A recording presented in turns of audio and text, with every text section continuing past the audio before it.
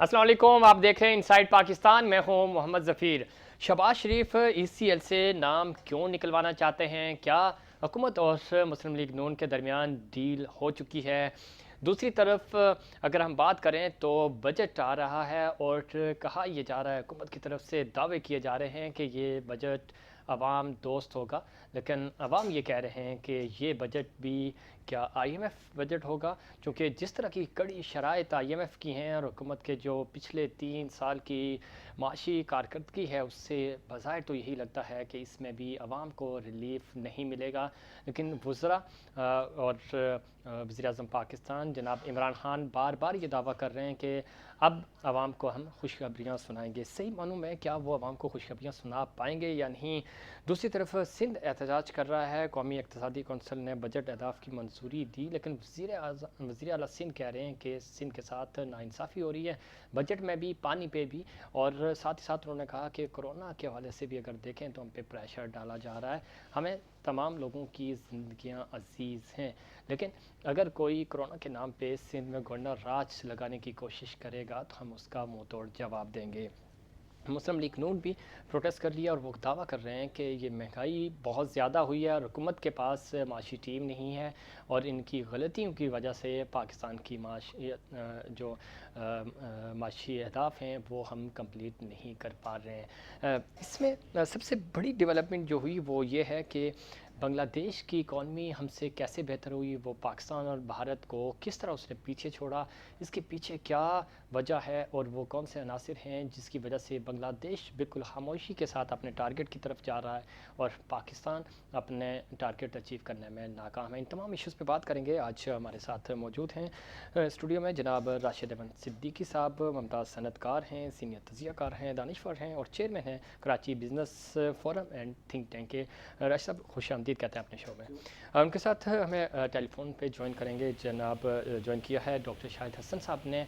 आप पाकिस्तान के मुमताज़ माशी तजियाकार हैं, अपने तजियों की वजह से बड़े अपनी एक अलग शनाख्त रखते हैं। बहुत शुक्रिया डॉक्टर साहब, आपको भी खुश आमदीद कहते हैं। राशि भाई, गुफ्तगू का आगाज़ आपसे करेंगे। सबसे पहले हुकूमतों के दावे अपनी जगह, लेकिन बांग्लादेश भारत से भी आगे निकल गया और हमसे भी आगे निकल गया। आप चूँकि बिज़नेसमैन हैं, समझते हैं बिज़नेस की थीम को भी। ऐसे क्या इक़दामात बांग्लादेश ने उठाए कि वो देखते ही देखते आगे निकल गया और पाकिस्तान वहीं खड़ा है, भारत हम भी बांग्लादेश से पीछे? देखिए, मेरा अपना ज़ाती ख़्याल है कि जो मेरा अपना तजज़िया भी है कि अगर आप बांग्लादेश में देखें तो उनके यहाँ एक नेशनलिज़म है और वो मुल्की सतह के ऊपर, मुल्क के बिज़नेस के अंदर वो एक पिच के ऊपर है। ठीक। हमारे यहाँ एक सबसे बड़ा मसला ये है कि हम अगर हमारे यहाँ छोटे से छोटा भी सानिया हो जाता है ना, तो हम उसके ऊपर एक ब्लेमिंग गेम शुरू कर देते हैं, बजाय इसके कि आज देखें कि वाक़या हो गया रेलवे का। ठीक। एक्सीडेंट है, और एक्सीडेंट कहते किसको है कि जिसके बिल्कुल कोई मतलब चांस ना हो किसी किस्म का एक्सीडेंट हो। अब वो एक्सीडेंट होने के बाद अब आप देखें तो अपोजिशन और जो हुकूमत है वो एक दूसरे के ऊपर इतने ब्लेमिंग गेम कर रहे हैं कि वो उनके गम को भूल गए। ठीक। होना तो ये चाहता है कि इस वक्त सब अपने खराफात को, अपने अख्तलाफात को बुलाकर उनके साथ बैठते और उनके गम में शरीक हो जाते हैं, लेकिन ऐसा हुआ नहीं। तो जहाँ पे नेशनलिज्म का और जहाँ पे एक यूनिटी का और फुकदान होगा ना, तो वहाँ पे इस टाइप के मसाइल होते हैं। अच्छा देखिए, बांग्लादेश का जो प्रमोट कर रहे हो उसकी वजह एक और भी है कि उनकी गवर्नमेंट ने जो एक्सपोर्टर्स हैं उनको बहुत ज़्यादा फोकस किया हुआ है। ठीक है। और वो इस अफादियत को समझते हैं कि अगर मुल्क चल सकता है तो वो एक्सपोर्ट की बेस पर ही चल सकता है। वहाँ पे बिजली सिंगल डिजिट में मिलती है, वहाँ पे गैस जितने भी सनतकार हैं और जितने एक्सपोर्टर्स हैं उनको फरावानी के साथ मिलती है, उनको उनका पानी उनकी लाइन के तहत मिलता है, और उनके साथ जितने भी कारोबारी और जितने भी सनतकार हैं उनको 26 से 27 एजेंसियों को जवाब नहीं देना पड़ता। वन विंडो सोल्यूशन है। ठीक। तो उन्होंने क्या करा है कि उन्होंने अपने बिजनेसमैनों के साथ, अपने सनतकारों के साथ और अपने एक्सपोर्टर्स के साथ उनको एक पीस ऑफ माइंड दिया हुआ है, और वो कहते हैं कि तुम्हारा एक फोकस होना चाहिए बिजनेस, बिजनेस एंड बिजनेस। उनका बिजनेस जितना चलेगा, उनकी जितनी एक्सपोर्ट होगी, मुल्क उतना तरक्की करेगा, मुल्क की मैशत उतनी बेहतर होगी। ठीक है। इसलिए कि देखें, जब इंडस्ट्री चलती है तो बेरोज़गारी का खात्मा होता है। जब इंडस्ट्रीज चलती हैं तो आपकी जितनी पैदावार होती है, जितनी भी मतलब मैन्युफैक्चरिंग होती है, वो लोकल भी کنزیوم ہوتی ہے تو آپ کی امپورٹ نہیں ہوتی، اور اس ساتھ ساتھ آپ ایکسپورٹ بھی کرتے ہیں. لیکن جب آپ کی لوکل مینوفیکچرنگ ڈیڈ ہو جاتی ہے تو آپ کو امپورٹ بھی کرنا پڑتا ہے اور آپ کی ایکسپورٹ بھی متاثر ہوتی ہے.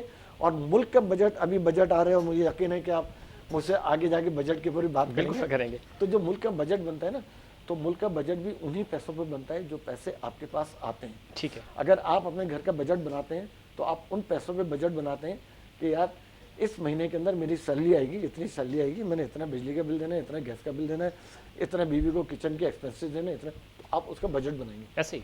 لیکن اگر مہینے کے اندر آپ کو بجٹ بنانا ہو کہ یار میری سیلری تو آئے گی 45,000 روپے، لیکن جو میرے خرچے ہیں وہ 1.5 لاکھ یا 2 لاکھ روپے ہوں گے، تو اب آپ کا جو ٹائم ہوگا وہ آپ کی نوکری کے بجائے جتنا ٹائم آپ اپنی نوکری کو دیتے ہیں، اب اپنی نوکری کو اتنا ٹائم نہیں دے پائیں گے جتنا آپ ڈیلی بیٹھ کے اپنے بجٹ کو بنائیں گے کہ یار ٹھیک ہے میرے پاس تو 45,000 کی آمدنی ہے، بجٹ میرا 1.5 لاکھ 2 لاکھ کا ہے، تو اب میں صبح 1 گھنٹے کے لیے کسی کے پاس جاؤں گا، اس سے پیسہ مانگوں گا، کل کسی کے پاس دوں گا، اس سے 2 گھنٹہ لگاؤں گا، وہاں سے پیسہ مانگوں گا، تو آپ اپنے پروفیشن کو ٹائم نہیں دے پائیں گے. ٹھیک ہے.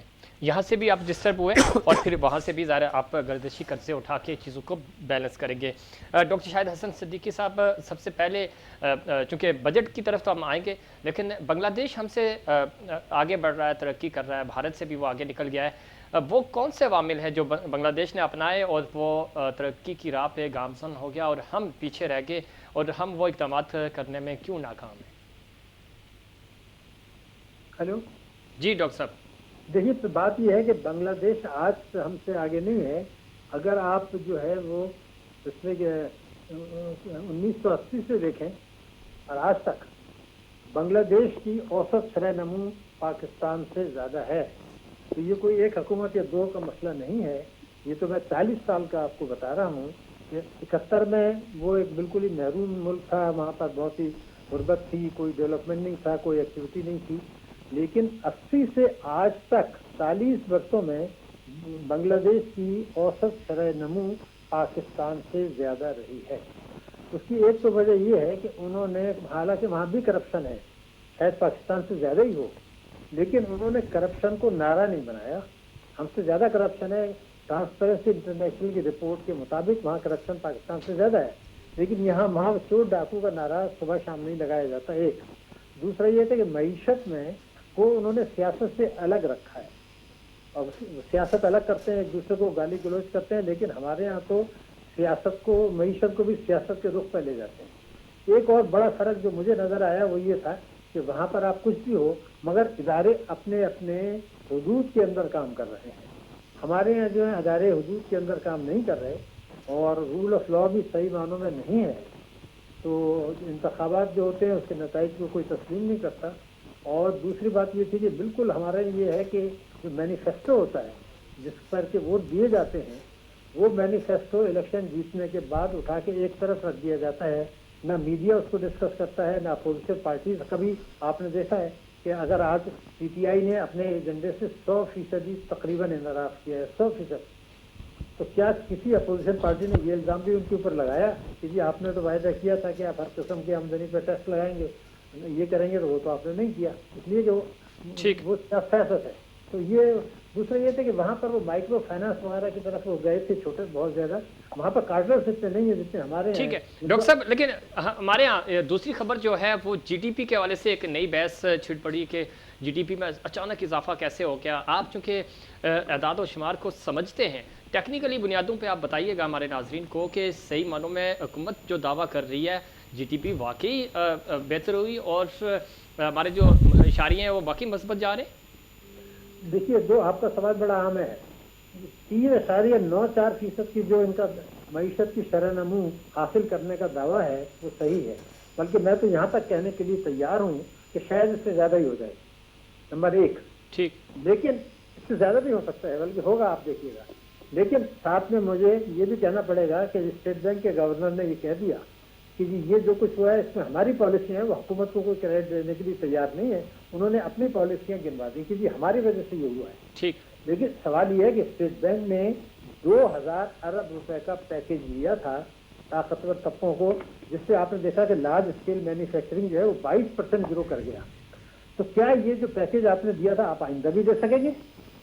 दूसरी चीज ये कि स्टेट बैंक ने, मैं आपको बता रहा हूँ, जिम्मेदारी से बात कर रहा हूँ जी कि कानून बैंकिंग कंपनीज ऑर्डिनेंस 26A और 40A की खिलाफ वर्जी करते हुए 2 करोड़ से ज्यादा खातेदार जो पाकिस्तान में हैं, जिन्होंने खाते रखे हैं, उनके साथ कानून तोड़ के उनके साथ जुल्म किया और उनसे तकरीबन 1 साल हो चुका है। 500 अरब रुपए उनसे उन्होंने वापस ले लिए हैं कानून तोड़कर, और उसका फायदा जो है वो ताकतवर तबकों को पहुंचाया। इसी तरीके से हुकूमत का जब आप देखें तो उन्होंने कहा कि जी कंस्ट्रक्शन का जो शोबा है उसमें आप काला धन लगा दें। तो जब मैं एक तरफ ये कहता हूँ कि मईशत में शरह नमू का हुकूमत का दावा सही है, बल्कि उससे ज्यादा भी हो सकता है, मैं ये कहता हूँ कि अगले साल एक तो मुश्किल पड़ेगी, क्योंकि ये इतनी ज्यादा आप बरात नहीं दे सकते, ये तो वन टाइम थी। आपको IMF ने भी एक 4 अरब डॉलर दे दिया था, G20 ने भी कह दिया था आप कर्जे वापस नहीं करें, आइंदा नहीं करेंगे। तो ये वन टाइम फैक्टर से इसमें इस्लाहात किसी ने नहीं की है। तो अवाम पर बोझ डालकर, अवाम कानून तोड़कर ये ग्रोथ रेट हासिल किया गया है, जो अगले साल हासिल नहीं हो सकेगा। अगले साल मुश्किलात होंगी। डॉक्टर साहब आप लाइन पे रहिएगा, स्टूडियो में हमारे साथ मौजूद हैं राशिद अहमद सिद्दीकी साहब, मुमताज़ सनतकार हैं, उनका पॉइंट ऑफ व्यू भी लेते हैं। डॉक्टर साहब की गुफ्तगू आपने सुनी, बड़ी काम की बात उन्होंने ये बताई कि ये देखें वक्ती तो आपको ये चार्मिंग नज़र आ रही है इसमें, लेकिन अगले साल क्या इसको आप मेंटेन कर पाएंगे? इस्लाहात नहीं हुई हैं, ग्रोथ आपकी नीचे नहीं हुई, कोई अपने सनतें नहीं लगाई, तो इसको मेंटेन कैसे करेंगे? देखिए, नंबर 1 तो मैं आपको बताऊँ, भी बांग्लादेश की बात हो रही थी, मैं एक पॉइंट भूल गया कि बांग्लादेश की मईशत के अंदर पाकिस्तानी बिजनेसमैनों का भी बहुत बड़ा हाथ है। ठीक। और जो यहाँ से शिफ्ट हुए, जो मैं बार बार कंडेम करता हूँ कि जितने भी पाकिस्तानी बिजनेसमैन हैं वो वक्त की नज़ाकत को देखते हुए, वक्त से बड़ा फेटअप होते हुए उन्होंने अपने बेतहाशा इन्वेस्टमेंट बांग्लादेश भी करी थी। ठीक। और जब वहाँ पे उनकी जो ग्रोथ हुई, और जिस वक्त वो बिल्कुल उस पोजीशन में, ग्रोथ के पोजीशन में थे, जब उनको बाहर के ऑर्डर्स चाहिए थे, तो उस वक्त पाकिस्तान के बहुत सारे ऐसे इंडस्ट्रीज थे जिन्होंने यहाँ से पैसे को वहाँ पे शिफ्ट करके और वहाँ पे उन्होंने अपना बिजनेस करने की कोशिश की थी, और सबके सब मार खा गए थे।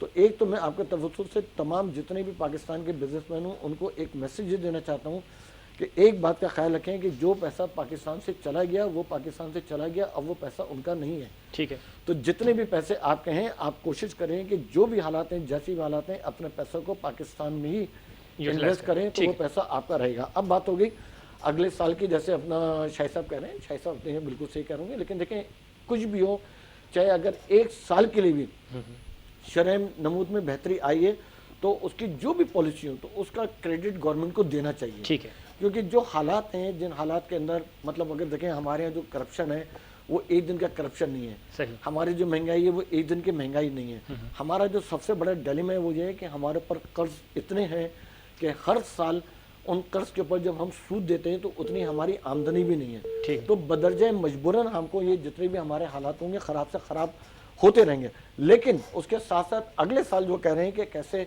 मेंटेन कर सकते हैं, उसके अंदर मैं गवर्नमेंट को एक आध दफ़ा मशवरा दे चुका हूँ। आपके तवज्जुह से भी एक मशवरा दे देता हूँ कि एक गवर्नमेंट पॉलिसी लेके आई थी कि आप कंस्ट्रक्शन के अंदर जितना भी काला पैसा लेके आ जाएं वो आपका वाइट हो जाएगा और आपसे नहीं पूछा जाएगा।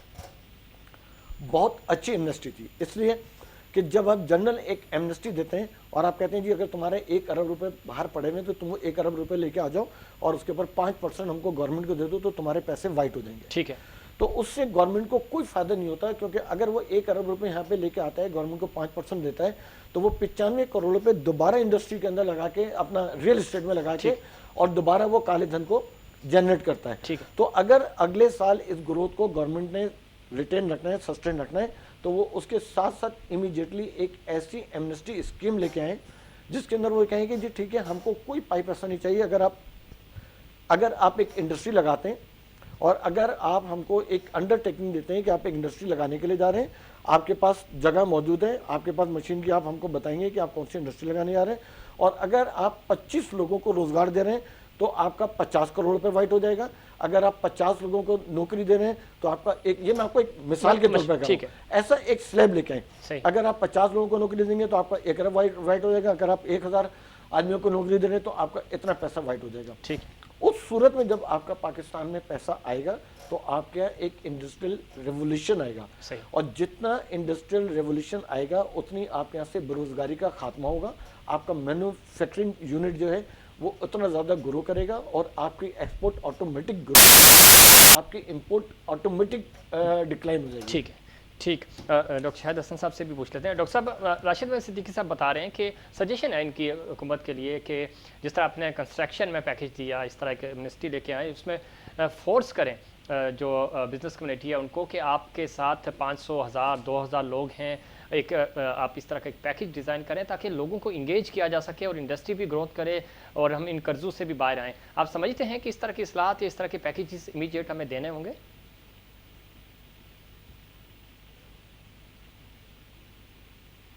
جی ڈاکٹر صاحب،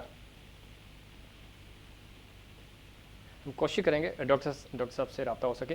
اچھا راشد بھائی، ایک چیز عموماً چونکہ میں نے پریویس بھی آپ کے ساتھ جو پروگرامس کیے، جب کراچی کی بات کرتے ہیں، ڈیولپمنٹ کی بات کرتے ہیں، بزنس کی بات کرتے ہیں، آپ کی آرمی چیف صاحب سے ملاقات بھی ہوئی تھی، آپ نے ایک سجیشن بھی دی تھی، تو میں یہ چاہوں گا کہ وہ سجیشن آپ دوبارہ سامنے رکھیں. یہ وہ پوائنٹس ہیں جس طرح بنگلہ دیش آگے بڑھا کہ بزنس کمیونٹی کو یا فورسز کو یا وہ اسٹیک ہولڈرز جو کراچی کو آن کرتے ہیں وہ بزنس مینوں کو کھلی چھوٹ دیں کہ بھائی ٹھیک ہے، آپ اپنا اپنا فارمولہ دیں کہ آپ کو کس چیز سے فائدہ ہوگا. چونکہ آپ کا فائدہ حکومت کا فائدہ ہے، چونکہ آپ باہر سے پیسہ لے کے آئیں گے، باہر سے آرڈر آئیں گے آپ کے پاس، آپ کی گروتھ ہوگی تو ٹیکس تو آپ حکومت کو ہی دیں گے. آپ کس گورنمنٹ کی بات کر رہے ہیں جس گورنمنٹ سے دکانیں کھولنے کے لیے بھیک مانگنی پڑتی ہے، جس گورنمنٹ سے انڈسٹریز کو کھولنے کے لیے بھیک مانگنی پڑتی ہے؟